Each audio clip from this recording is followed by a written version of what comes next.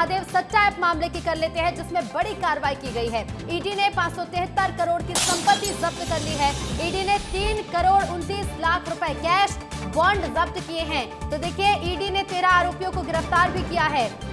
573 करोड़ की संपत्ति जब्त की है, साथ ही 3.29 करोड़ कैश बॉन्ड जब्त किया गया। ईडी ने 13 आरोपियों को गिरफ्तार किया है और गेल कंपनी के 5 लाख से ज्यादा शेयर जब्त कर लिए गए हैं। तो महादेव ऐप मामले में बड़ा एक्शन ईडी ने लिया है।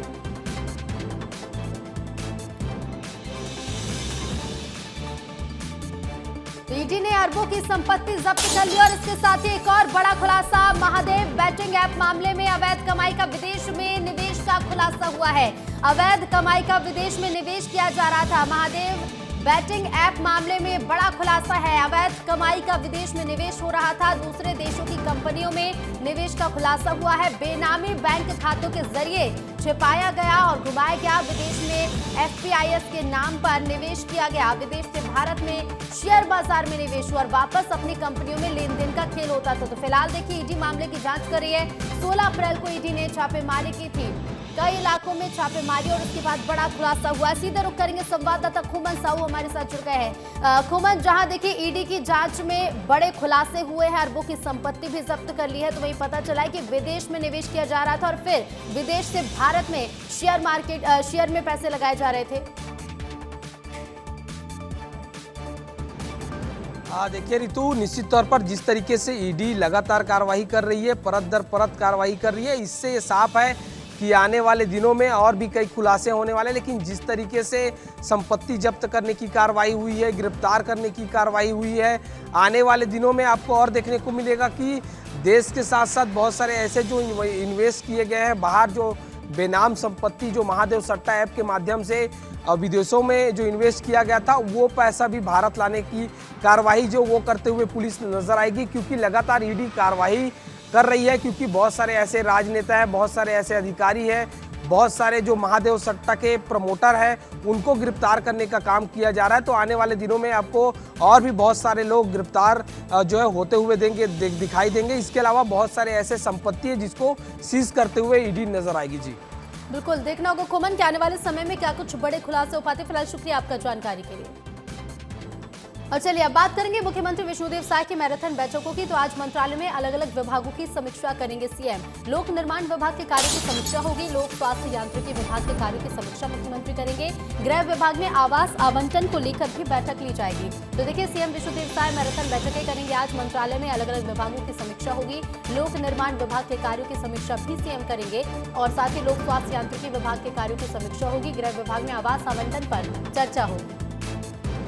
और सीधे रुक करेंगे रायपुर से, संवाददाता खुमन साहू हमारे साथ लगातार बने हुए हैं। खुमन, आज मैराथन बैठकें सीएम करने वाले हैं, अलग अलग विभागों की बैठक होगी, क्या कुछ मुख्य विषय रहेंगे जिन्हें लेकर बड़े फैसले आज लिए जा सकते हैं?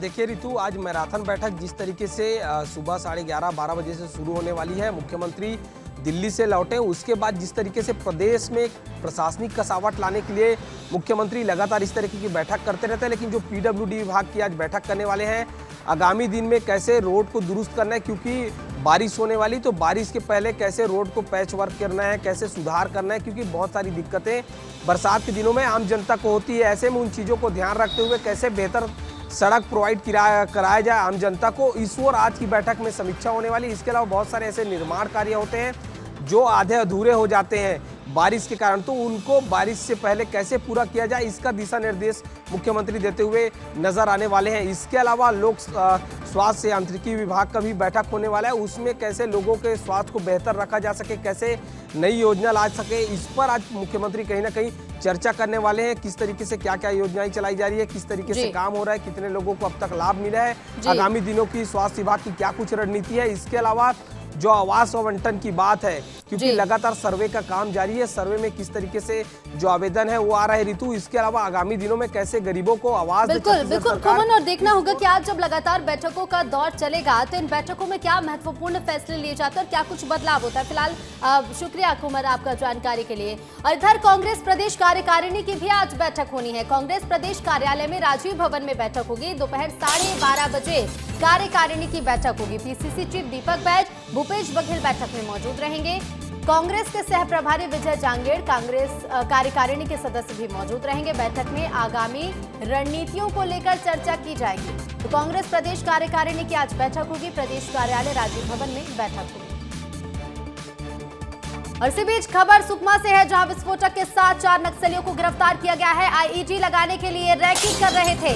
सभी नक्सली केरलापाल क्षेत्र थाना के गोगुंजा निवासी बताए जा रहे हैं। पुलिस बल और डीआरजी ने संयुक्त कार्रवाई को अंजाम दिया है। आईईडी लगाने के लिए रैकी कर रहे नक्सलियों को गिरफ्तार किया गया। विस्फोटक के साथ ये 4 नक्सली गिरफ्तार किए गए हैं। आईईडी लगाने के लिए नक्सली रैकी कर रहे थे। सभी नक्सली केरलापाल क्षेत्र थाने के गोगुंडा निवासी।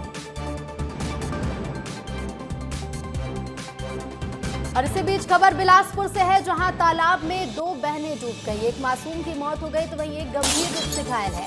आईसीयू में जिंदगी से मासूम लड़ रही है। तालाब में नहाने दोनों बहनें गई थी। खेलते खेलते गहरे पानी में दोनों बहनें डूबने लगी। स्थानीय लोगों ने एक बहन को बचाया तो तालाब में 2 बहनें डूबी। एक मासूम की मौत हो गई, वहीं एक गंभीर बताई जा रही है, जिसका इलाज जारी है। तो मतलब क्या, हम तो फेरी चले गए थे और मम्मी खाना पीना बनाते होंगे, तो मतलब कि बच्चे खेलने के लिए गए तो कैसे पानी में गिरे ये मालूम मेरे को नहीं है। कहाँ पर पानी था? ये तिपरा जो है ना, बछीरा तालाब में। हाँ। तो बच्चे कैसे वहाँ पहुँचे? कुछ पता चला? बच्चे कैसे पहुँचे वो मालूम नहीं चले। इधर दुर्ग में साइबर फ्रॉड का पर्दाफाश हुआ है। कैनरा बैंक शाखा में फ्रॉड का खुलासा हुआ है। 111 संदिग्ध बैंक खाते से ट्रांजैक्शन किए गए। 87 करोड़ से ज्यादा का लेन देन संदेह के दायरे में है। तो बैंक के इंटरनल ऑडिट में ये खुलासा हुआ। शाखा प्रबंधक ने 22 लाख रुपए सीज कर दिए हैं। पुलिस अब इस फर्जीवाड़े की जांच में जुटी है। तो दुर्ग से खबर सामने आई, जहां साइबर फ्रॉड का पर्दाफाश हुआ है। कैनरा बैंक शाखा में फ्रॉड का खुलासा हुआ है। 111 संदिग्ध बैंक खाते से ट्रांजैक्शन किए गए। करीब 87 करोड़ से ज्यादा का लेन देन संदेह के दायरे में, और ऐसे में बैंक की इंटरनल ऑडिट जब की गई तब इस मामले का खुलासा हुआ। शाखा प्रबंधक ने 22 लाख रुपए सीज कर दिए हैं और पुलिस फर्जीवाड़े की जांच में जुटी है। कैनरा बैंक वैशाली नगर ब्रांच के मैनेजर हैं परमाल से, उनके द्वारा वैशाली नगर थाने में एक लिखित शिकायत की गई है कि जब उन्होंने अपने यहाँ जो अकाउंट संधारित किए जा रहे हैं उसकी तस्दीकी की तो उनको ये जानकारी प्राप्त हुई कि लगभग 111 म्यूल अकाउंट्स हैं जिनमें संदिग्ध रूप से साइबर फ्रॉड से रिलेटेड रकम का लेन देन हुआ है और कुल लगभग 85 करोड़ रुपए का लेन देन उसमें हुआ है। वर्तमान में उसमें लगभग 22,05,000 रुपए होल्ड हो रखे हैं। अपनी ही जमीन की मुआवजा पाने के लिए किसान लगभग 15 से 20 साल हो चुके हैं, वो भटक रहे हैं। लगभग इन 15 से 20 सालों में ऐसी भी स्थिति बन गई कि जिन किसानों की जमीन डूबी है, डुबान में चला गए, आज वो किसान इस दुनिया में ही नहीं है। मेरे पीछे आप साफ। और इधर इंडियन ओवरसीज बैंक फर्जी ज्वेलरी लोन मामले में ईओडब्ल्यू ने बड़ी कार्रवाई की है। राजिम ब्रांच के मैनेजर और बैंक के 2 क्लर्क को गिरफ्तार किया गया। बैंक मैनेजर सुनील कुमार को गिरफ्तार कर लिया गया है। तो 8 दिन तक पूछताछ के लिए पुलिस रिमांड पर लिया है। 29 अप्रैल तक पूछताछ के लिए पुलिस रिमांड पर लिया है। एसीबी ईओडब्ल्यू की विशेष कोर्ट में पेश किया गया था। 1 करोड़ 65 लाख के फर्जी ज्वेल लोन में गबन किया गया। अंकिता पाणी ग्रही को ईओडब्ल्यू पहले ही गिरफ्तार कर चुकी है और अब 8 दिन तक पूछताछ के लिए पुलिस रिमांड पर लिया गया है।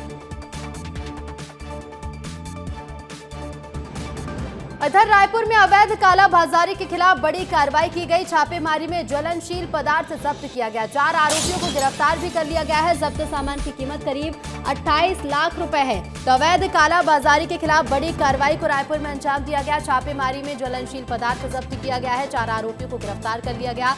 जब्त सामान की कीमत करीब 28 लाख रुपए है। और इधर अनुराग कश्यप के बयान पर राजधानी रायपुर में लोगों का गुस्सा फूटा। अनुराग कश्यप के खिलाफ ब्राह्मणों ने प्रदर्शन किया है। अनुराग कश्यप पर एफआईआर दर्ज करने की मांग कर रहे हैं। सिटी कोतवाली थाने ब्राह्मण समाज के लोग पहुंचे। अनुराग कश्यप ने ब्राह्मणों पर टिप्पणी की थी, जिसका विरोध पूरे देश भर में देखने को मिल रहा है। और साथ ही साथ राजधानी रायपुर में देखिए थाने पहुंचकर लोगों ने एफआईआर दर्ज करने की मांग की है। सिटी कोतवाली थाने ब्राह्मण समाज के लोग पहुंचे, नारेबाजी की और विरोध जताते हुए कहा कि अनुराग कश्यप पर रायपुर में भी एफआईआर दर्ज की जाए। और धमतरी नगर निगम एक बार फिर से लापरवाही के चलते सवालों के घेरे में आ गया है। सोरीद वार्ड में करीब 6.5 करोड़ रुपए की लागत से बन रहे भारी भरकम नाला अब विवादों में फंस गया। नगर निगम द्वारा बरसाती पानी की निकासी के लिए 1175 मीटर का नाला बनाया जा रहा है, जिसमें संबंधित अधिकारी की लापरवाही के चलते किसान की निजी भूमि में नाला बना दिया गया। किसान का कहना है कि इस निर्माण की जानकारी उसे दी ही नहीं गई। वहीं अब किसान की आपत्ति के बाद नगर निगम ने रोड को खोदकर नाला बनाने वाली है। मामले में किसान और नेता प्रतिपक्ष ने लापरवाह ठेकेदार, इंजीनियर, अधिकारी पर कार्रवाई की मांग की है। तो वहीं नगर निगम की आयुक्त ने कहा है कि इंजीनियर को नोटिस दिया जा रहा है, जांच के बाद कार्रवाई होगी। नाला बनत की आगे सब मैं आग देखत रहा हूँ, देखे के बाद फिर बताया, फिर ये जमीन मोर हरे ऐसे करके तो ब्रेक कर दे रही है। फिर पटवारी फिर मैं क्या कहते एप्लीकेशन दे रहे हैं वहाँ कलेक्टर में, कलेक्टर से फिर एसडीएम से फॉरवर्ड कर दी से तहसीलदार में, तो पटवारी के माध्यम से फिर नाप करवा रहे हैं। नाप करवाया तो बताइए फिर आगे इधर मत बनाना भाई, कागज थे वो किसान की जमीन है लगानी है ऐसे करके बोले हैं, तो ब्रेक कर दिया था। तो कल आके हम लोग निरीक्षण किए तो ये जो नाला हमारे पीछे जो बना है, तो यहाँ के किसानों से पता चला कि ये प्राइवेट जमीन पे बन गया है। जबकि कोई भी काम हो, शासकीय काम हो, पहले लेआउट देते हैं और लेआउट देने से पहले भूमि का चिन्हांकन किया जाता है कि जमीन शासकीय है कि प्राइवेट जमीन है। अगर प्राइवेट जमीन लेआउट देने से पहले अगर प्राइवेट जमीन रहता, अगर उन लोग पटवारी से नाप जोक करते तो आज ये नौबत नहीं आता।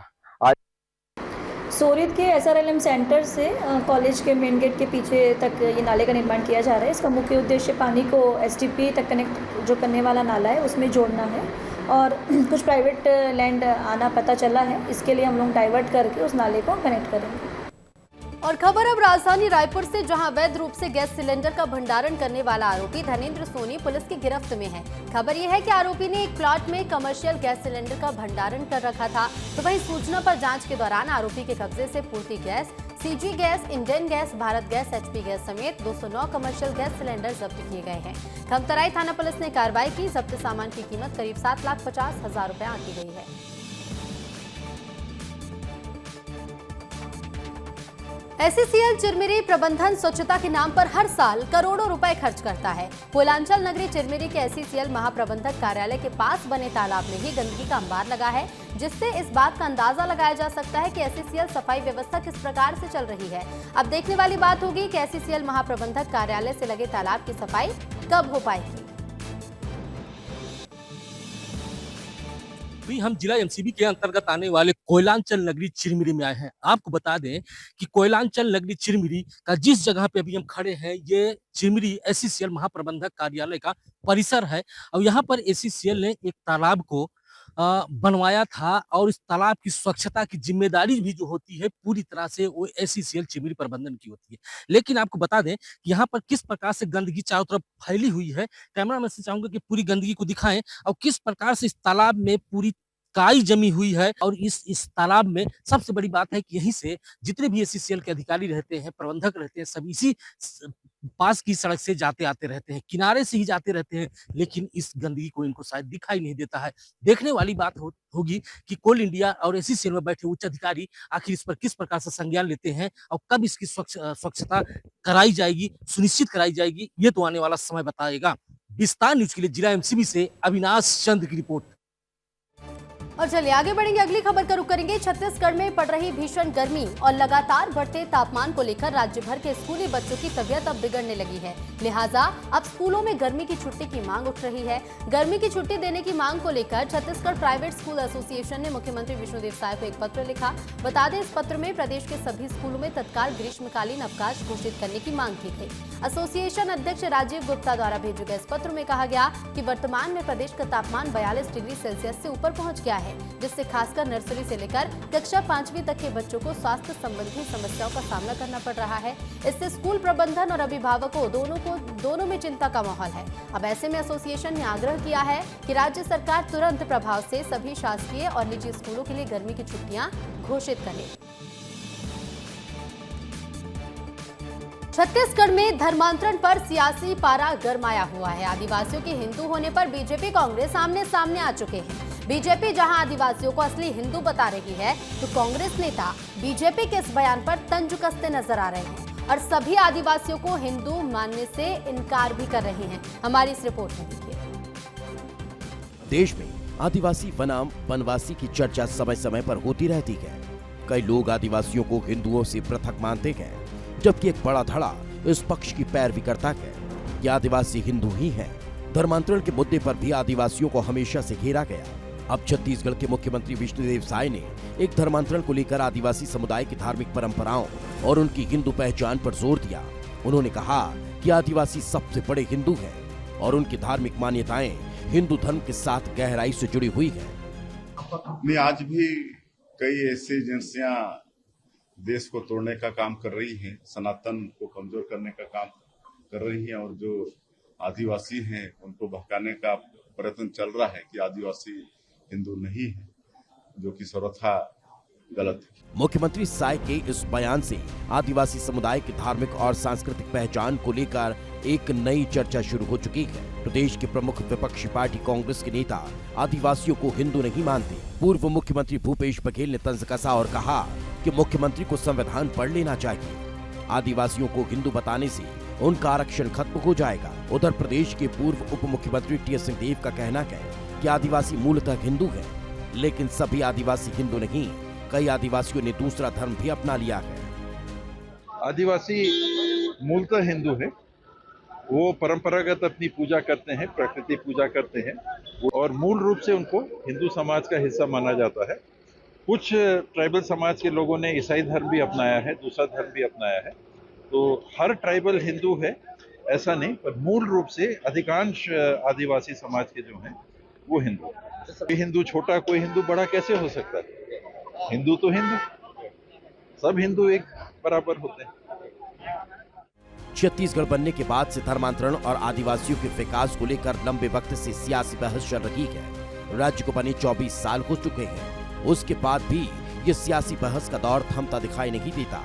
आने वाले वक्त में भी आदिवासियों को लेकर सियासी दांव-पेच जारी रहेगा, इसकी पूरी उम्मीद है। Bureau report. इधर सारंगढ़ बिलाईगढ़ में दर्जनों किसान भूख हड़ताल पर बैठे हैं। कलेक्टर कार्यालय के सामने भूख हड़ताल पर बैठे किसानों का कहना है कि हम अपनी ही जमीन का मुआवजा पाने के लिए 20 सालों से भटक रहे हैं। बता दें कि बिलाईगढ़ ब्लॉक के सोनिया जलाशय में दर्जनों किसानों की जमीन डूब गई, जिसका मुआवजा कई किसानों को मिला ही नहीं। मुआवजे की मांग को लेकर किसान भूख हड़ताल कर रहे हैं। उन्हें समझा दिया गया है, नियमानुसार हम बहुत ही जल्दी इस फाइल को आगे बढ़ाएंगे और इनको मुआवजा जल्दी दिलाया जाएगा। अपनी ही जमीन की मुआवजा पाने के लिए किसान लगभग 15 से 20 साल हो चुके हैं, वो भटक रहे हैं। लगभग इन 15 से 20 सालों में ऐसी भी स्थिति बन गई कि जिन किसानों की जमीन डूबी है, डुबान में चला गए, आज वो किसान इस दुनिया में ही नहीं है। मेरे पीछे आप साफ तौर पे देख सकते हैं, ये लगभग 6 से 7 ऐसे किसान हैं और उनका परिवार है जो सारंगढ़ बिलाईगढ़ जिले के सामने ही, सिर्फ कलेक्टर दफ्तर के सामने ही भूख हड़ताल पे बैठे हैं। अब देखना होगा कि इन किसानों की समस्या का समाधान हो पाता है या नहीं, क्या इन किसानों को पैसे मिलेंगे या नहीं, ये देखने वाली बात होगी। सारंगढ़ बिलाईगढ़ जिले से योगेश कुरे, विस्तार न्यूज। इधर गरियाबंद के छुरा में जमीन विवाद से परेशान दलित महिला ने अपने खून से राष्ट्रपति के नाम एक पत्र लिखकर पोस्ट किया। टीबी जैसे गंभीर बीमारी से जूझ रही ओमिका बाई ने पुश्तैनी जमीन को लेकर ये पत्र लिखा और उनका कहना है कि उनकी पुश्तैनी जमीन में पूर्वजों का मठ बना हुआ था, जिसे संतोष तारडा ने तोड़वाकर न केवल जमीन पर कब्जा कर लिया बल्कि उसके साथ दुर्व्यवहार भी किया। शिकायत कलेक्टर, एसपी से लेकर जिले के सभी बड़े अफसरों से की। वहीं मामले में प्रशासन का कहना है कि पिछले 3 साल से चल रहे जमीन विवाद में संतोष तारडा के पक्ष में फैसला किया गया है। जमीन ओमिका बघेल की नहीं है। मोर बेटा मठा खन कोड़ के उखाड़ के फेंक दी और मोर सास के मतलब खन कोड़ के उखाड़ दी, तेकर से ती दुखी हो फिर ओकर झोपड़ी ला। मेरे जो है पीढ़ी का ज़मीन है, 4-5 पीढ़ी का ज़मीन है, लगभग 100 वर्ष के आसपास का है जो है। और इस ज़मीन में मैंने जो है 2 मठ बनाया है, अपने दादी माँ केजी बाई का और अपने भाई भवेंद्र प्रकाश बघेल का जो है। और दोनों मठ को जो है तहसीलदार का आदेश का हवाला देते हुए संतोष तारडा के द्वारा दोनों समाधियों को जो है तोड़कर बिखेर दिया गया है जो है, जिससे मैं बहुत दुखी और बहुत आहत हूँ जो है। और मैं न्याय की अपेक्षा रख रहा हूँ